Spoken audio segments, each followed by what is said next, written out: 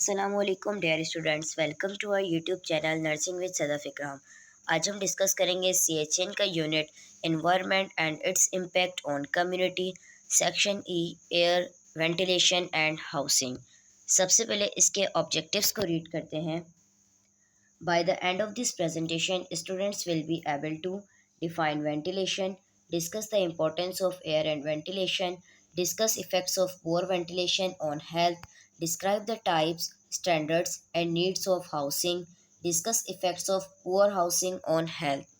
सबसे पहले ये देखते हैं कि वेंटिलेशन क्या होता है। Ventilation means the consultant replacement of foul air bye supply of fresh outdoor air with control of quality of temperature, humidity and purity of the incoming air.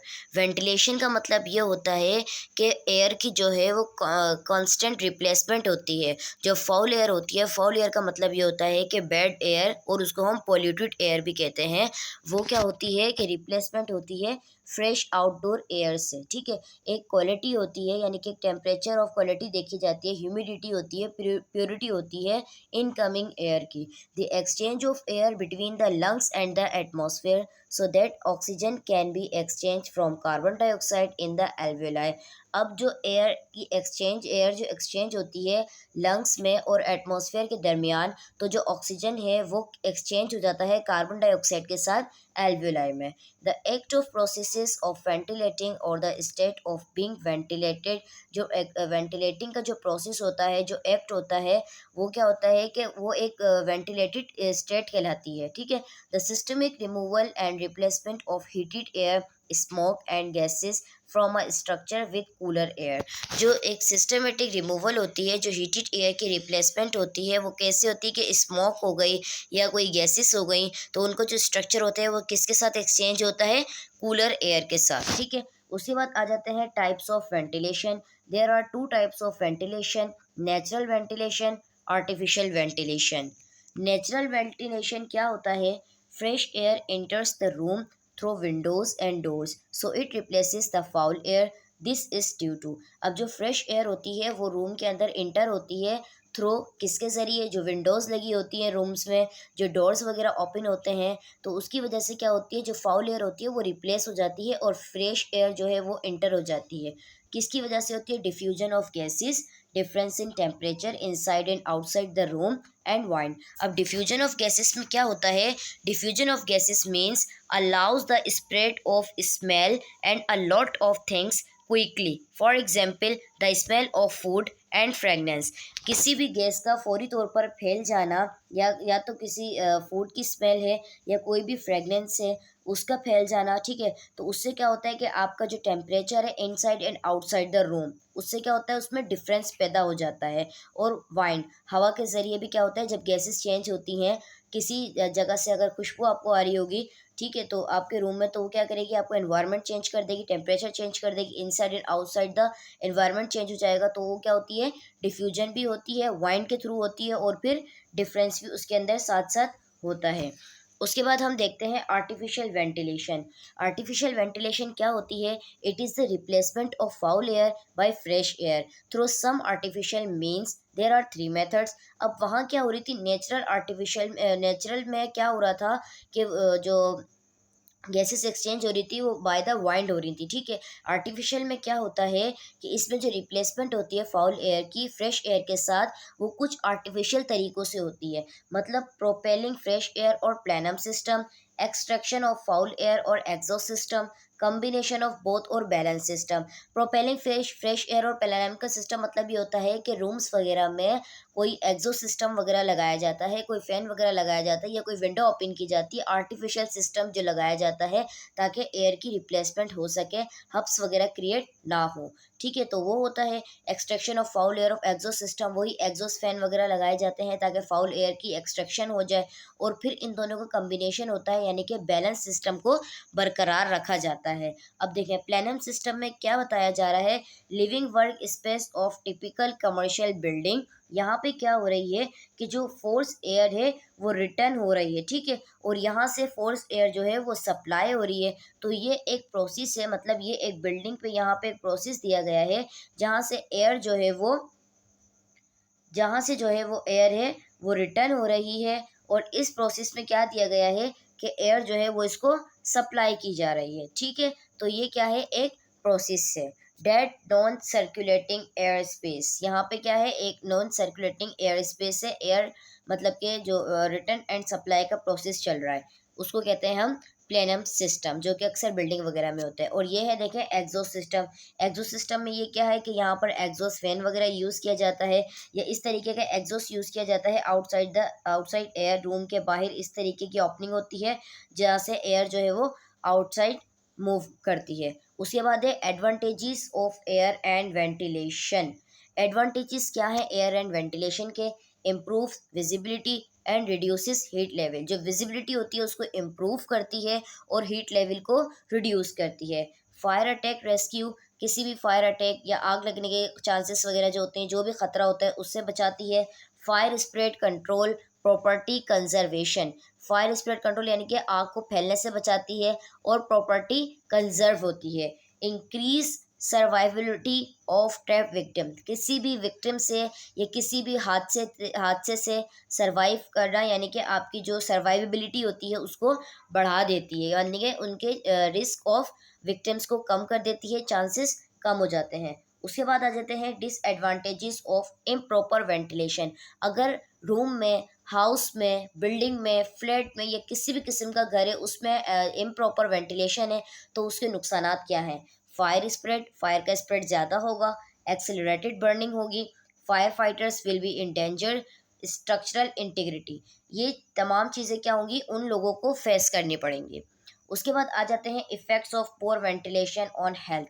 अब पुअर वेंटिलेशन का हेल्थ पर क्या effect होता है? सबसे पहले देखते हैं Pontiac fever, Legionnaires disease and humidifier fever caused by contaminated standing water in poorly maintained HVAC. HVAC stands for heating, ventilation, air conditioning। HVAC system, मतलब कि पॉन्टिक फीवर क्या होता है कि इसमें होता है it is a mild flu like illness caused by exposure to Legionella bacteria. एक बैक्टीरिया है उसकी वजह से क्या होता है कि माइल्ड सा फ्लू होता है और उसके साथ आपको फीवर भी होता है, उसको हम कहते हैं पॉन्टिक फीवर। तो वो क्या करता है, ये एक डिजीज़ है, उससे क्या होता है कि फ़ीवर कॉज़्ड हो जाता है। कंटामिनेटेड स्टैंडर्ड पुअरली मेंटेनेंस, अगर आपकी मेंटेनेंस प्रॉपर्ली नहीं होगी, हीटिंग, वेंटिलेशन, एयर कंडीशनिंग अच्छे से नहीं होगी, एचवीएसी सिस्टम आपका प्रॉपर्ली नहीं होगा, तो इस किस्म की डिजीज़ का सामना करना पड़ेगा। Extremes in temperature causing फैटिक, discomfort and distraction, यानी कि टेम्परेचर में अगर एक्सट्रीम्स वगैरह होंगी, दुश्वारी वगैरह होगी, यानी कि सही से आप मतलब कि नहीं रह सकते, लिविंग आपकी स्टैंडर्ड वगैरह सही नहीं होगी, तो उससे क्या होगा, फैटिक आप फील करेंगे, डिस्कम्फर्ट होंगे, डिस्ट्रैक्ट होंगे। उसके बाद है लो ह्यूमिडिटी कॉजिंग ड्राई थ्रोट। लो ह्यूमिडिटी का मतलब ये होता है कि उसकी वजह से क्या होता है कि ड्राई थ्रोट, गला खुश्क हो जाना, dry skin and static electricity build up, high humidity contributing to bacterial and mould growth. ठीक है, हाई ह्यूमिडिटी में क्या होती है, बैक्टीरिया की जो ग्रोथ होती है वो ज़्यादा होती है। Elevated levels of carbon dioxide and low levels of oxygen due to low ventilation rate। Low ventilation rate में क्या होता है, जो कार्बन डाइऑक्साइड की लेवल होती है वो बढ़ जाती है और ऑक्सीजन की लेवल जो होती है वो कम होती है। Build up chemical and biological contaminants that cause poor indoor air quality, यानी कि जो भी केमिकल और बायोलॉजिकल कंटामिनेंट्स हैं जिनकी वजह से इंडोर एयर क्वालिटी होती है उसको बिल्डअप हो जाती है। Excessive and irritating work place order causing worker discomfort, यानी कि अब वर्क प्लेस जो है, जो काम करने की जगह है उसको कहते हैं वर्क प्लेस। वहाँ पे अगर ऑर्डर कॉजिंग मतलब कि जो स्मेल वगैरह होती है एक्सेसिव एंड इरिटेटिंग वो आपको कॉज कर रही होती है, उसकी वजह से जो वर्कर्स होते हैं वो डिस्कम्फर्ट होते हैं, क्योंकि पुअरली वहाँ पर वेंटिलेशन क्या है वो पुअर होगी, तो वर्कर्स जो होंगे वो डिस्कम्फर्ट फील करेंगे। Sick building syndrome, irritation of eyes, nose and throats, headaches, fatigues and susceptibility to colds and flu. Sick building syndrome में इन तमाम चीज़ों का सामना करना पड़ता है। उसके बाद आ जाते हैं हाउसिंग पर। अब हाउसिंग क्या चीज़ है? Housing is more than a physical structure providing shelter, it's a part of total environment affecting the health of an individual, the community to a great extent, a good house provides protection from bad weather and accidents. Housing क्या है? Housing जो है वो ज़्यादातर एक physical structure है जो कि शेल्टर प्रोवाइड करता है। शेल्टर कहते हैं पनाह देने की जगह, यानी कि रहन सहन जहाँ हम रह रहे होते हैं, जो घर वगैरह, उसको हम हाउसिंग कहते हैं। ये क्या है? एक टोटल इन्वायरमेंट का पार्ट है जो कि आपकी हेल्थ को इफेक्ट कर रहा होता है, हर एक के इंडिविजुअल की हेल्थ को इफेक्ट करता है, आपकी कम्युनिटी के इंडिविजुअल को इफेक्ट करता है, एक ग्रेट एक्सटेंट है, ठीक है। जो अच्छे घर होते हैं वो क्या प्रोवाइड करते हैं? आपको प्रोटेक्शन प्रोवाइड कर रहे होते हैं, बेड वेदर से आप बच सकते हैं, यानी कि ख़राब मौसम वगैरह से आप बच सकते हैं, और जो एक्सीडेंट वगैरह होते हैं उनसे बच सकते हैं, प्रोटेक्शन आपको मिल सकती है, हिफाजत हो सकती है। उसके बाद आ जाते हैं बायोलॉजिकल नीड्स। बायोलॉजिकल नीड्स में क्या है? Free from objectionable order and air in movement with a noise level below 50 to 70 decibel. यानी कि ऑब्जेक्शनेबल, फ्री फ्रॉम ऑब्जेक्शनेबल का मतलब ये होता है कि ऑर्डर एंड एयर मूवमेंट वगैरह, यानी कि स्मेल वगैरह ना हो, एयर मूवमेंट उसमें प्रॉपरली हो, नॉइस लेवल कम हो, उसमें 50 to 70 डेसिबल हो, ठीक है।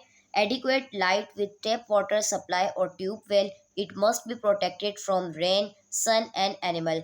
जो एडिक्वेट लाइट उसमें होनी चाहिए, प्रॉपरली वाटर सप्लाई होना चाहिए, ठीक है, ट्यूबवेल वहाँ पर हो। वो क्या करती है कि वो लाजमी आपको प्रोटेक्ट करती है रेन वगैरह से, सन से और एनिमल से।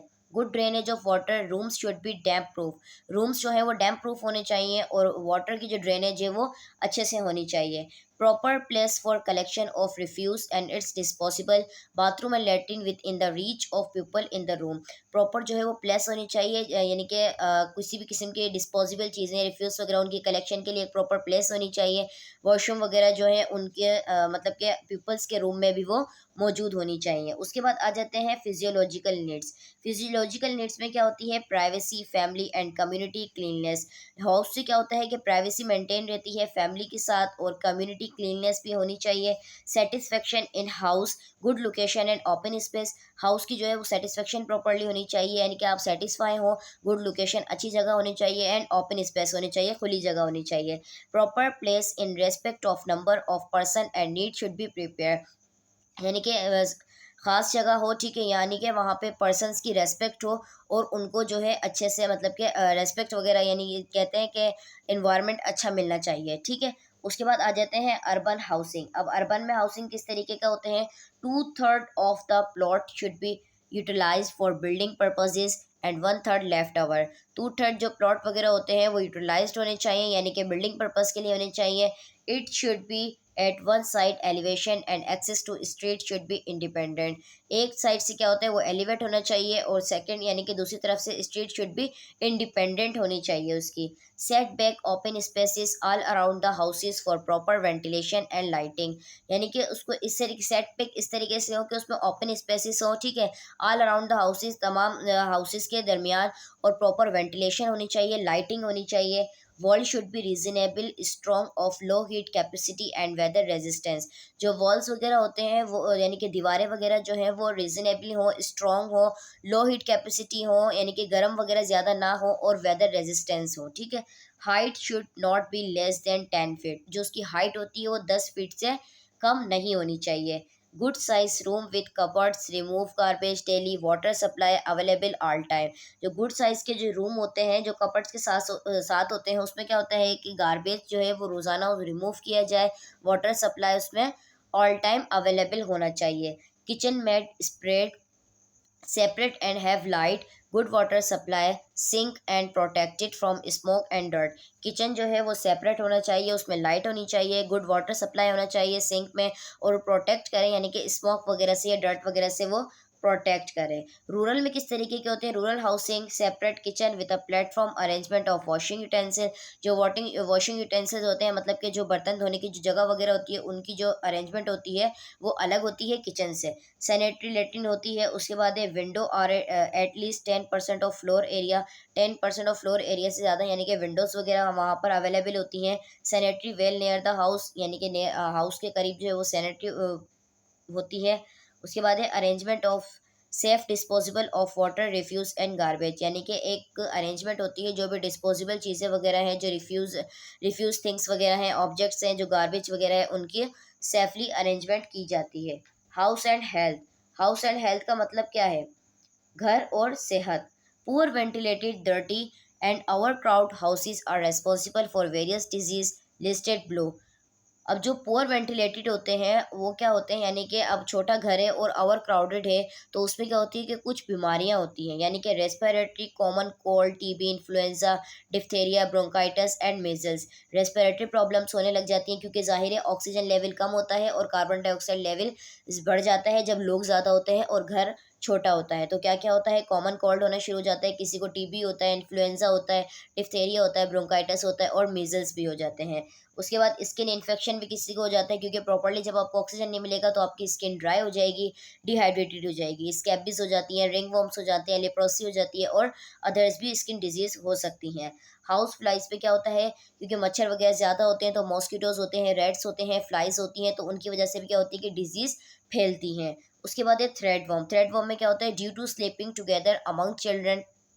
उसके बाद है accident due to some defect in home, यानी कि ड्यू टू स्लीपिंग के दौरान बच्चों में क्या होता है कि कुछ एक्सीडेंट्स वगैरह हो जाना, मतलब कुछ डिफेक्टेड होते हैं होम में, तो उसके साथ भी थ्रेडवर्म ये एक किस्म की एक्सीडेंट है जो कि अक्सर बच्चों में पाया जाता है।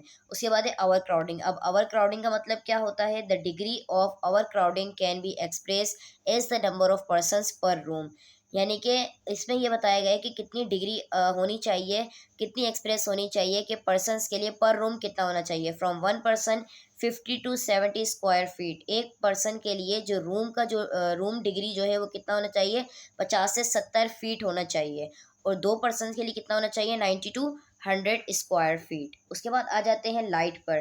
The natural agent the stimulate site and make things visible. ये क्या है, एक नेचुरल एजेंट है जो कि क्या स्टिमुलेट करती है, आपकी साइट्स को स्टिमुलेट करती है और देखने, यानी कि मेक थिंग्स विजिबल, चीज़ों को देखने के लिए विजिबल बनाती है। It has little weight no heavy. इसमें क्या होता है, कोई वेट नहीं होता, ठीक है, लिटिल वेट होता है, बिल्कुल हैवी नहीं होती है।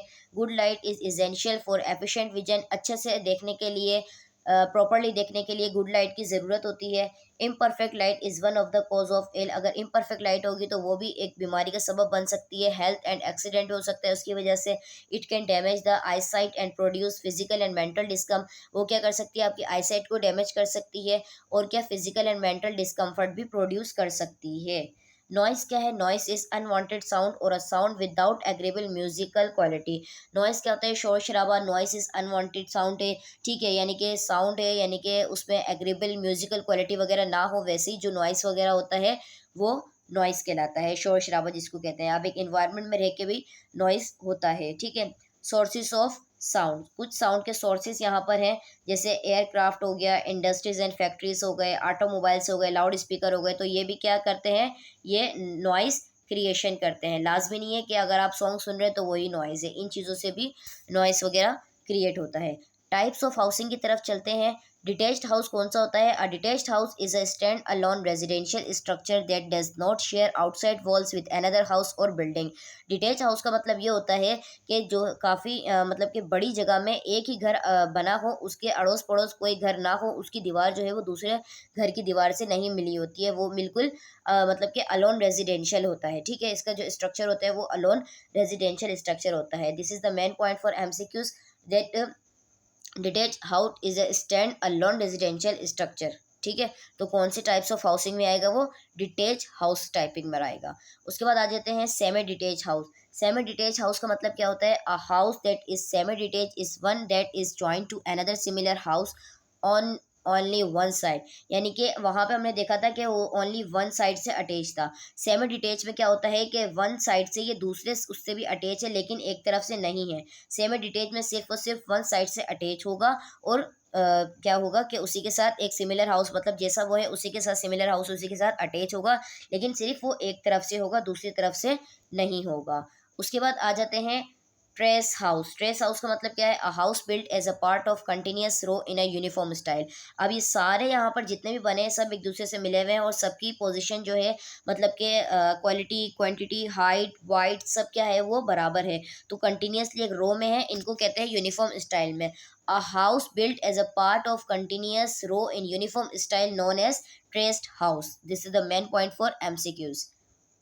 उसके बाद आगे चलते हैं फ्लैट। फ्लैट क्या होता है, फ्लैट और apartment refer to a housing unit that occupies only part of a building. There are lots of difference between a flat and a houses. Flats are the living area people lives in cities usually chooses. Flat और apartment क्या होते हैं? एक housing का unit है जो कि एक पार्ट ऑफ बिल्डिंग यानी कि एक जगह होती है, यहाँ पे एक पूरी बिल्डिंग बनी होती है, एक फ्लैट होता है, ठीक है। उसमें क्या होता है, बहुत सारे डिफरेंसेस होते हैं फ्लैट में और हाउसेस में। फ्लैट्स में क्या होते हैं कि पीपल एरिया लिविंग जो होता है सिटीज़ में वो ज़्यादातर अक्सर आमतौर पर चूज़ किया जाता है क्योंकि वहाँ पर लोग ज़्यादा होते हैं। और फ्लैटों में क्या होता है कि लिविंग एरिया पीपल जो होता है, जो लोग शहरों में रह रहे होते हैं, वो ज़्यादातर फ्लैट्स वगैरह में रहते हैं, ठीक है। उसके बाद आगे चलते हैं बेंगलो। अब बेंगलो क्या होता है?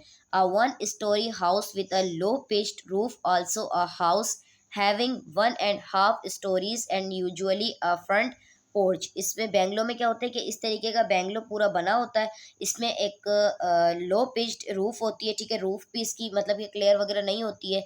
और जो हाउस हैविंग 1.5 स्टोरीज, एक स्टोरी डबल स्टोरी बिल्डिंग होता है, ठीक है। तो उसमें क्या होता है कि वन पोर्शन कंप्लीट होता है, टू जो है वो अनकम्प्लीट होता है। बेंगलो वगैरह में अक्सर यूजुअली अ फ्रंट पोर्च, जो फ्रंट पोर्च होता है वो कम्प्लीटली क्या होता है, हाफ स्टोरीज में पाया जाता है।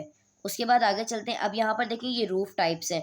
ये जो है वो स्लिकन एंड लेन टू है। उसके बाद ये है open gable, box gable, dormer, hip hip and valley, gambrel, mansard, butterfly, intersecting overlaid hip, Dutch gable, hexagonal डिजेप, jerkinhead, flat, cross hip, M shape, saltbox, shed, combination, pyramid hip.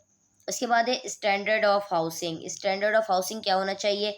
Space and security हो, जगह हो और security भी हो। Site and neighbourhood, sites हो और neighbourhood भी लाजमी है होने चाहिए।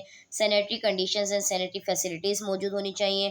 फूड प्रिपरेशन प्रॉपरली हो, स्मोक डिटेक्टर्स हो, थर्मल इन्वायरमेंट हो, इल्यूमिनेशन इलेक्ट्रिसिटी हो, स्ट्रक्चर एंड मटेरियल्स हो, इंटीरियर एयर क्वालिटी मौजूद हो, वाटर सप्लाई प्रॉपरली हो, लीड बेस्ड पेंट भी लाजमी होना चाहिए। अब ये इफ़ेक्ट्स क्या है? पुअर हाउसिंग, ये क्या है? एक पुअर हाउसिंग है। अब इसका हेल्थ पर क्या इफेक्ट होता है? Physical health risk of poor housing, over crowding. सबसे पहले इसको डिस्कस करते हैं।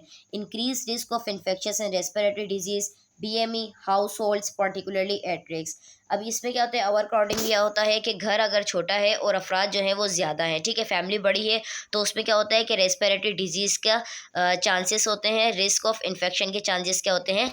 ज़्यादा होते हैं। डैम्प एंड मोल्ड, रेस्पिरेटरी प्रॉब्लम्स होती हैं, एस्थमा हो जाता है, एक्जिमा हो जाते हैं, यानी कि tobacco smokes and radon gas pest वगैरह जो होते हैं यूज़ किए जाते हैं।